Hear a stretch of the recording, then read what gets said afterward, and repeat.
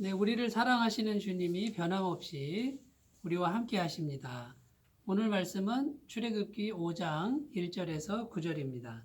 그 후에 모세와 아론이 바로에게 가서 이르되 이스라엘의 하나님 여호와께서 이렇게 말씀하시기를 내 백성을 보내라. 그러면 그들이 광야에서 내 앞에 절기를 지킬 것이니라 하셨나이다. 바로가 이르되 여호와가 누구이기에 내가 그의 목소리를 듣고 이스라엘을 보내겠느냐. 나는 여호와를 알지 못하니 이스라엘을 보내지 아니하리라. 그들이 이르되 히브리인의 하나님이 우리에게 나타나셨은즉 우리가 광야로 사흘 길쯤 가서 우리 하나님 여호와께 제사를 드리려 하오니 가도록 허락하소서. 여호와께서 전염병이나 칼로 우리를 치실까 두려워하나이다.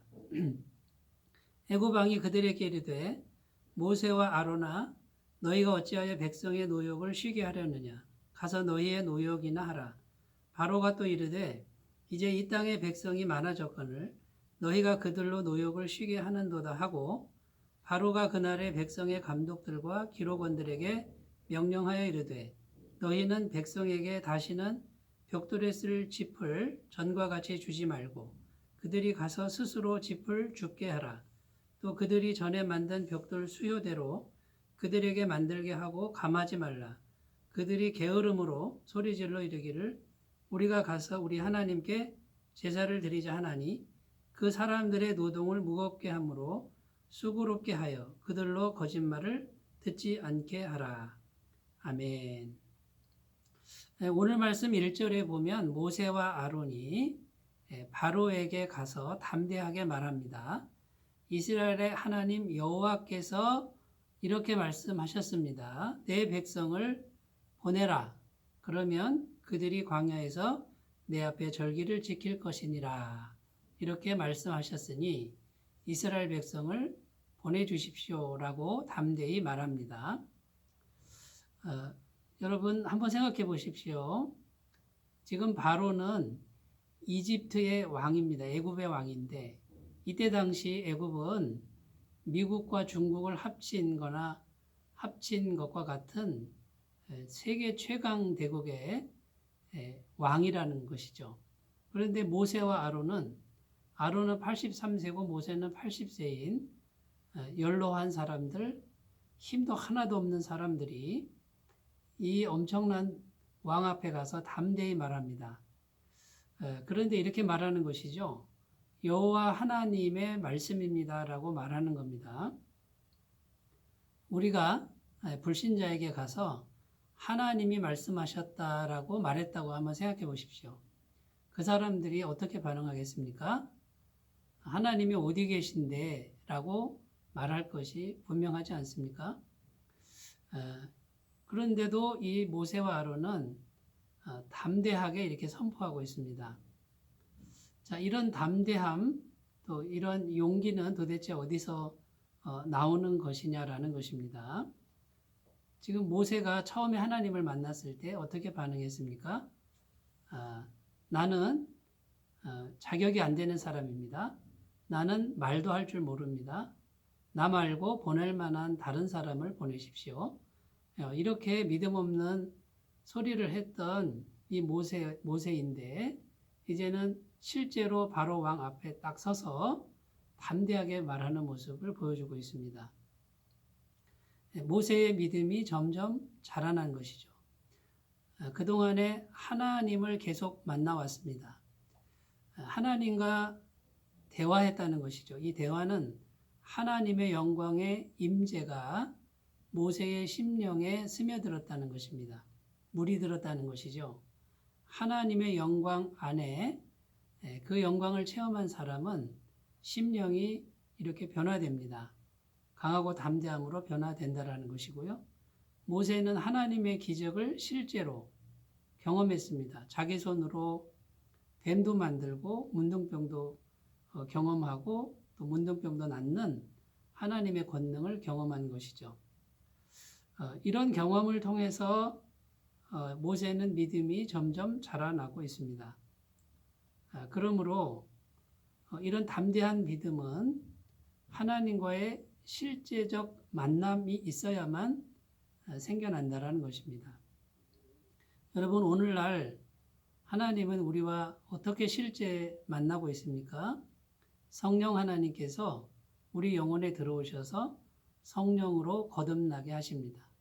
성령으로 거듭나면 하나님이 계신 것이 믿어지고, 예수님께서 2000년 전에 이 땅에 오셔서 십자가에 못 박혀 죽으셔서 우리 죄값을 완벽하게 지불하신 것이 다 믿어집니다. 하나님의 전능하심이 믿어집니다. 하나님의 살아계심이 믿어지고, 성령님을 통해서 하나님과 실제로 기도하면은 하나님과 교제하는 그런 기쁨이 충만하게 됩니다. 그러므로 실제적 만남은 반드시 성령으로 거듭나야만 한다라는 것이죠. 그리고 모세가 지금 경험하듯이 우리가 하나님을 만나서 하나님과 함께하는 그런 체험들이 점점 쌓이다 보면 믿음이 자라납니다.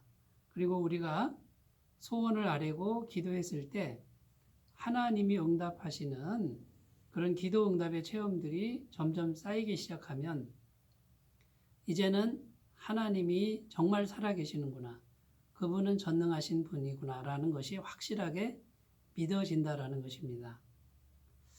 오늘날 예수 그리스도의 보혈로 완벽한 죄사함을 믿고 예수님을 영접한 사람에게 성령님이 실제로 들어와서 이제는 확실한 성령의 체험을 주시고 또 확실한 기도 응답의 체험을 주신다라는 것입니다. 문제는 무엇이냐면 이것을 실제로 사모하고 기도해야 된다라는 것입니다. 이런 세계가 있다라는 것을 믿고 한번 해보는 것입니다.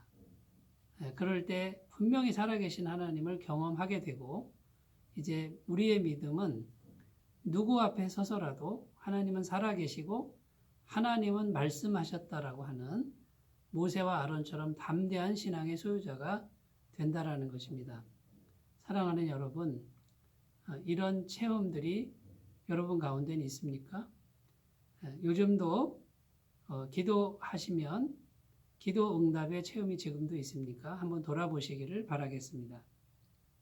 이때 하나님은 또 말씀하십니다. 내 백성을 보내서 절기를 지키게 하라, 이렇게 말씀합니다. 그 절기는 하나님께 대한 예배라는 것이죠. 계속해서 하나님은 반복적으로 말씀합니다. 내 백성이 나를 예배하게 하라, 경배하게 하라. 하나님을 예배하면 하나님 백성입니다. 하나님을 예배하지 않으면 마귀 백성인 것입니다. 하나님의 백성이 노예가 되었다, 이 말은 예배를 잃어버린 것과 같습니다. 반대로 하나님께 온전한 예배를 드리기만 하면 마귀 권세에서 벗어나서 하나님의 백성으로 변화되는 것입니다. 이제는 누구의 종노릇도 할 필요가 없습니다. 우리가 환경에 매이고 하나님 아닌 다른 권세의 종이 되는 것은 하나님을 예배하는 것을 잃어버렸다는 것이죠. 지금 하나님이 왜 그렇게 제사, 곧 예배에 대해서 그렇게 강조하십니까? 하나님을 예배하는 사람들은 하나님의 임재가 있고 하나님의 백성이 되고 하나님의 복이 임한다라는 것입니다.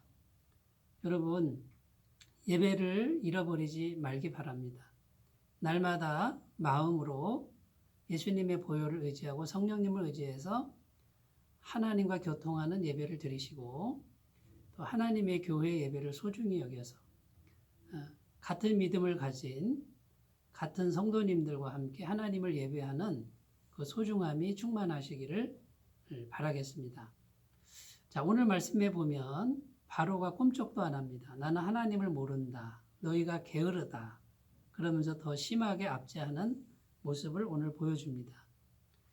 마귀는 절대로 그냥 물러서지 않습니다. 세상 권세도 마귀 아래에 있으니 이 세상 권세도 절대로 그냥 물러서지 않습니다. 이때 우리가 해야 될 일은 포기하지 않는 것입니다. 놀라지 않는 것입니다.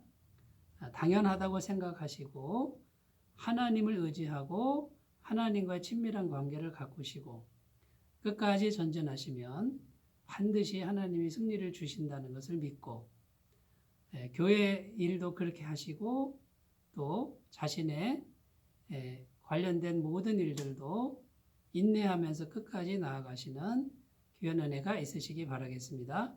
기도합니다. 하나님 아버지, 오늘 모세와 아론은 그 연약한 중에도 담대하게 이 세상의 가장 강력한 왕 바로의 앞에서 담대하게 하나님 말씀을 전합니다. 주님, 우리에게도 이 믿음을 자라게 하여 주셔서 어떤 권세자 앞에서도 하나님의 말씀을 담대히 전하는 사람들 되게 하여 주옵소서. 하나님, 우리에게 성령의 거듭남을 허락하시고 날마다 기도할 때 신실하게 응답받는 그 응답의 체험들이 쌓이게 하셔서 굳은 믿음이 되게 해 주옵소서. 하나님께 예배하면 우리는 하나님의 자녀인 줄로 믿습니다. 예배를 잃어버리지 않게 하옵소서. 예배를 잃어버리면 세상의 노예가 되고 마귀의 종이 되는 이 엄청난 비극을 당하게 되는데 주여 도와주셔서 날마다 예배에 성공하는 우리가 되게 하여 주옵소서. 예수님의 이름으로 기도드립니다. 아멘. 오늘도 주님의 임재가 충만하시기 바라겠습니다. 감사합니다.